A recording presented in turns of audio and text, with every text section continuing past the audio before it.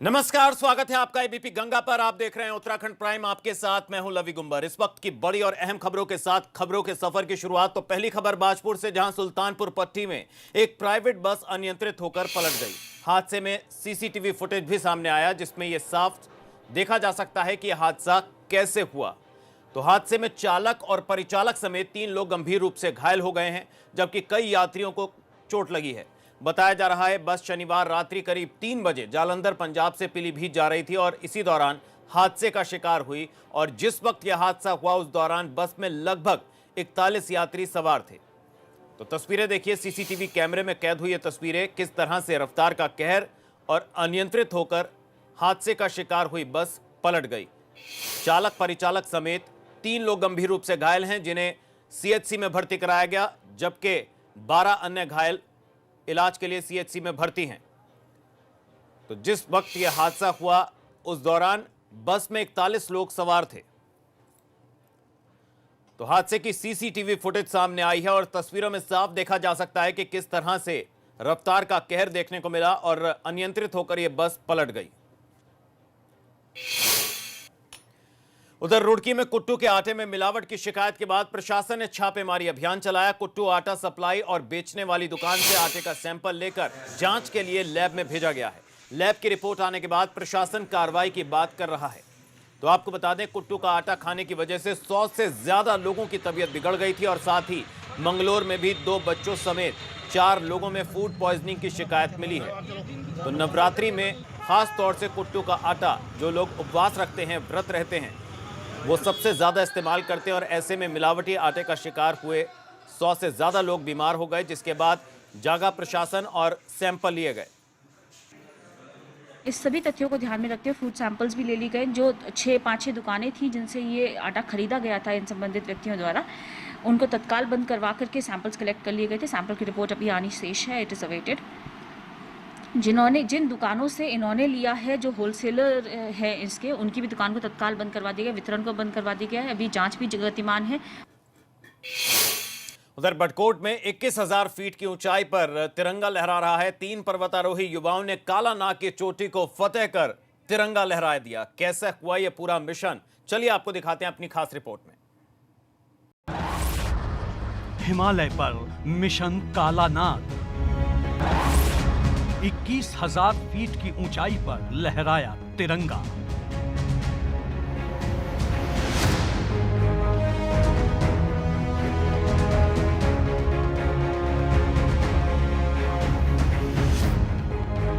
ये देखिए दोस्तों, पत्थर गिर रहे हैं यहाँ पर। चलिए चलते हैं, क्योंकि छोटे छोटे पत्थर गिरते रहेंगे। आराम से आना मन भाई है। बड़कोट में 3 युवाओं के इस दल ने 21,000 फीट की ऊंचाई पर तिरंगा लहरा दिया है।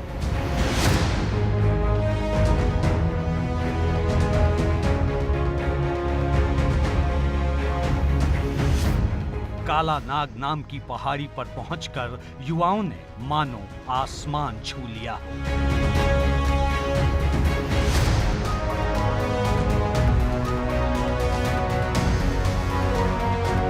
मगर काला नाग की चोटी तक पहुंचना आसान नहीं था। इसके लिए युवकों को बेहद खतरनाक रास्ते से होकर गुजरना पड़ा। काफी डेंजरस रूट है दोस्तों।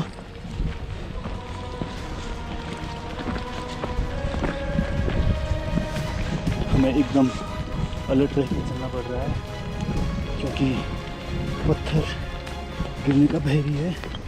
और यहाँ देख सकते हैं दोस्तों आप, ये देखिए। इस रास्ते को एक बार फिर से देखिए।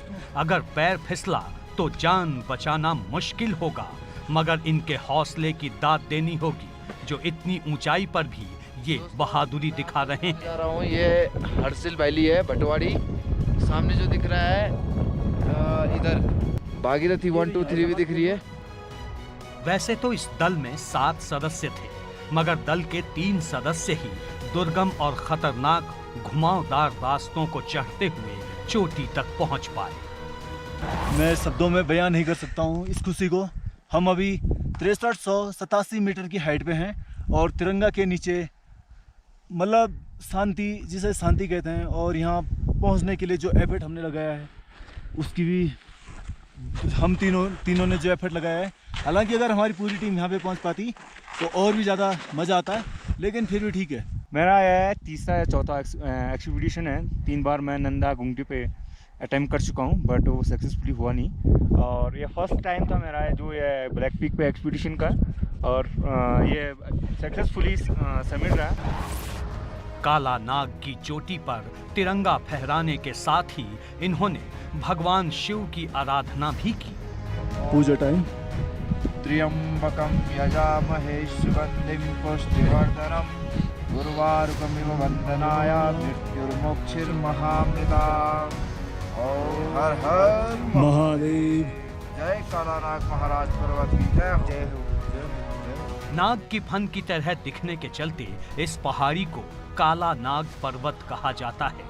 ये हिमालय का एक अहम हिस्सा भी है।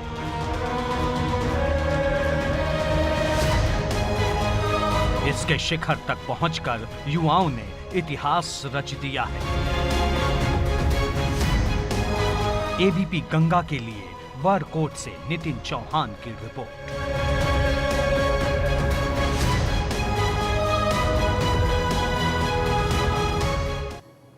तो भारतीय जाबाजों ने 21,000 फीट की ऊंचाई पर लहराया तिरंगा और नाम रोशन किया। वहीं रुड़की के भगवानपुर में गुलदार की दहशत देखी गई।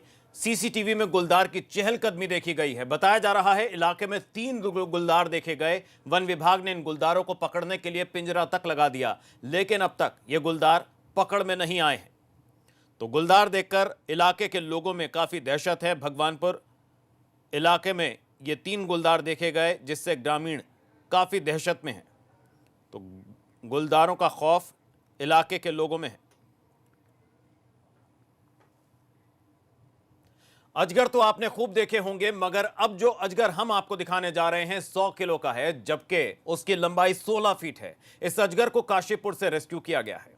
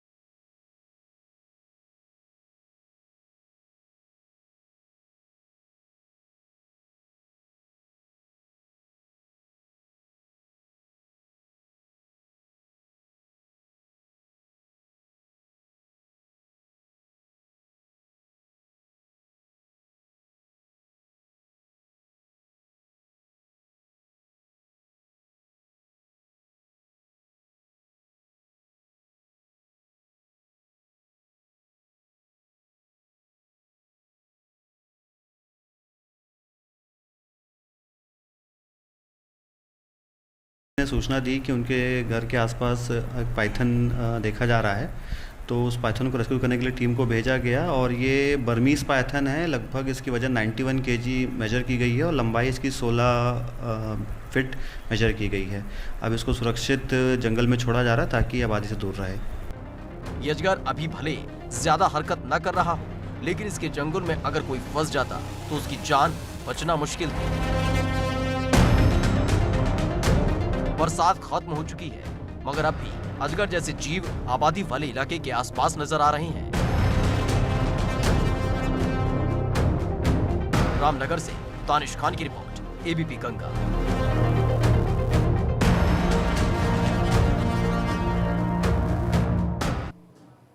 तो 16 फीट के अजगर को रेस्क्यू किया गया। और अब एक नजर डालते हैं कोरोना अपडेट पर। बड़ी खबर उत्तराखंड का आज का कोरोना अपडेट। प्रदेश में कोरोना के 336 नए मामले। तो प्रदेश में कोरोना के 5,527 एक्टिव केस। जोशीमठ में कोरोना के 35 नए केस। 336 नए मरीजों की पुष्टि हुई है उत्तराखंड में कोरोना की। तो जोशीमठ में कोरोना के एक ही दिन में 35 नए मामले। बड़ी खबर। तो प्रदेश में कोरोना के 336 नए मामले आज सामने आए और 5,500 से ज्यादा केस एक्टिव हैं अब भी उत्तराखंड में।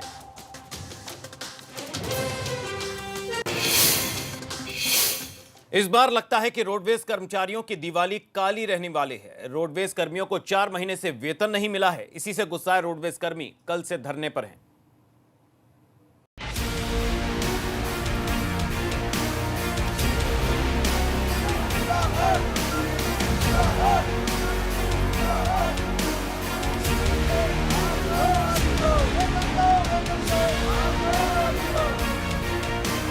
हल्द्वानी में हंगामा कर रहे रोडवेज कर्मी वेतन नहीं मिलने की वजह से नाराज हैं।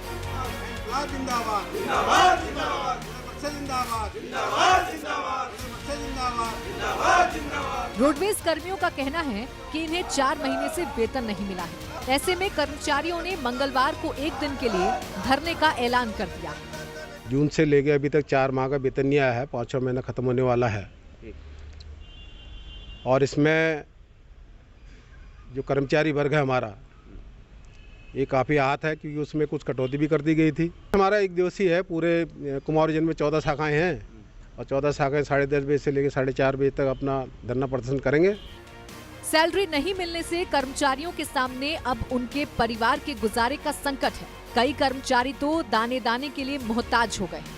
इसकी जून से लगा अभी तक कोई सैलरी नहीं आई, जिसके कारण हमारा बहुत दिक्कत हो रही है। ये फीस हुआ, बच्चों का खाना, हमारा खाना, राशन, बहुत दिक्कत हो रही है। उधर विपक्ष इस मामले को तूल दे रहा है। विपक्ष का कहना है कि सूबे में रोडवेज निगम की ही नहीं बाकी जगह भी हालात खराब है। उन्हीं को नहीं, आपने देखा नहीं, डॉक्टर्स वहाँ हिंदू राव में घूम रहे हैं, जिनसे आप कोरोना का इलाज की व्यवस्था करवाते हैं, उन्हीं को वेतन नहीं मिल रहा है। यहाँ रोडवेज कर्मचारियों को तो कभी प्रतिमाह वेतन मिलता ही नहीं है और मंत्री जी यहीं रहते हैं, ज़्यादा अच्छा उनसे पूछिए। लॉकडाउन के दौरान रोडवेज कर्मियों ने बगैर वेतन के काम किया।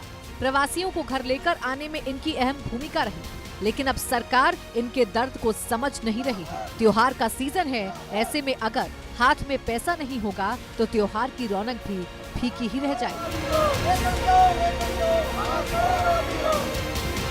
हल्द्वानी से अंकित शाह की report, ABP Ganga.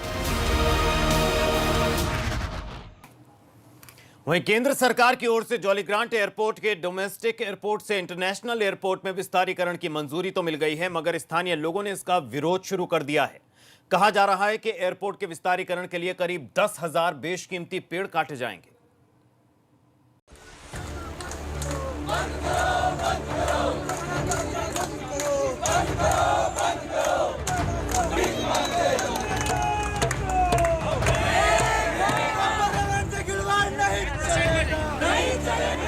Jolly Grant airport के विस्तारीकरण का काम शुरू होने से पहले ही विवादों में घिर गया है। कहा जा रहा है कि एयरपोर्ट को चौड़ा करने के लिए करीब 10,000 पेड़ों की बलि दी जानी है, मगर स्थानीय लोग इसका विरोध कर रहे हैं।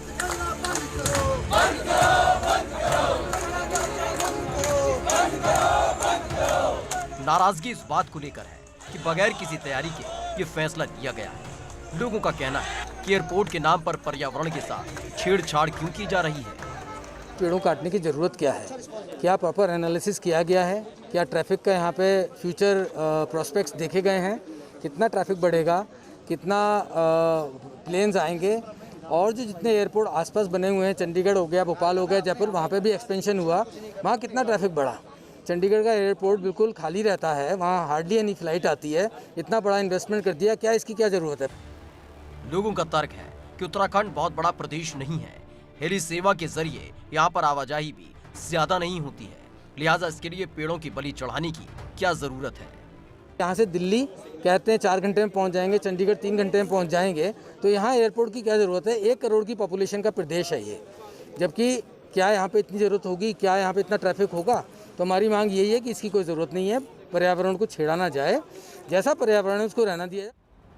हालांकि एयरपोर्ट अथॉरिटी मानती है कि अगर एयरपोर्ट का विस्तारीकरण होता है तो ये राज्य के विकास के लिए मील का पत्थर साबित होगा, मगर बड़ा सवाल ये है कि एक तरफ पहाड़ में 1 इंच ईंट तक लगाने के लिए काफी झंझट है, ऐसे में भला 1000 पेड़ों की बलि के लिए कैसे इजाजत मिलेगी, ये बड़ा सवाल है।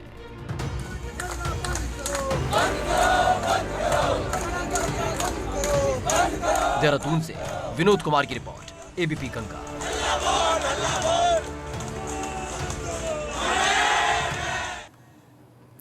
नेता प्रतिपक्ष इंदिरा हृदयेश का कहना है कि 2022 में अगर उनकी सरकार बनी तो कांग्रेस नेताओं पर हाल ही में दर्ज हुए मुकदमे वापस किए जाएंगे। तो नेता प्रतिपक्ष का कहना है कि विपक्ष की आवाज दबाने के लिए उन पर बेवजह ही मामले दर्ज किए जा रहे हैं।